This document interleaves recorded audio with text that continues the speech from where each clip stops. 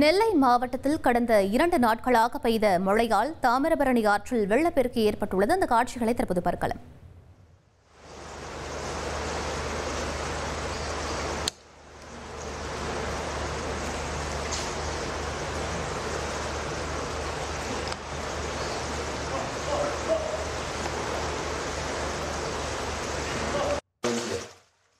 இது பற்றிய மேலும் விவரங்களை எமது செய்தியாளர் ராமசுந்தரம் வழங்கிட கேட்கலாம்.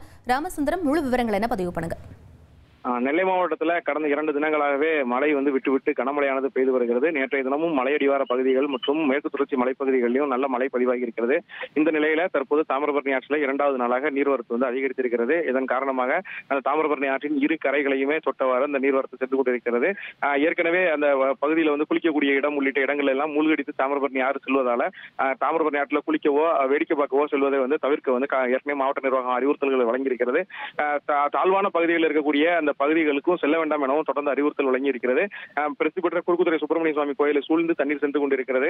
மேலும் அப்பகுதிக்கு வரக்கூடிய பக்தர்கள் மற்றும் அந்த குளிக்க வருபவர்கள் கவனமாக இருக்கவும் காவல்துறை அங்கு பாதுகாப்பு பணியில ஈடுபடுத்தப்பட்டு தொடர்ந்து அவர்களுக்கு அறிவுறுத்தி வருகிறார்கள். தொடர்ந்து அந்த தாமிரபரணி கரையோர பகுதிகள் முழுவதும் கண்காணிக்கப்பட்டு வருவதாக மாவட்ட நிர்வாகம் தரப்பில் சொல்லப்பட்டிருக்கிறது. தொடர்ந்து அந்த கண்காணிப்பு பணியும் நடந்து வருகிறது.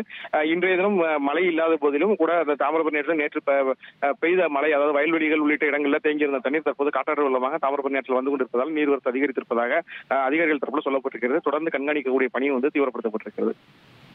விவரங்களுக்கு நன்றி ராமசுந்தரம். இனி செல்லும் இடமெல்லாம் செய்தி.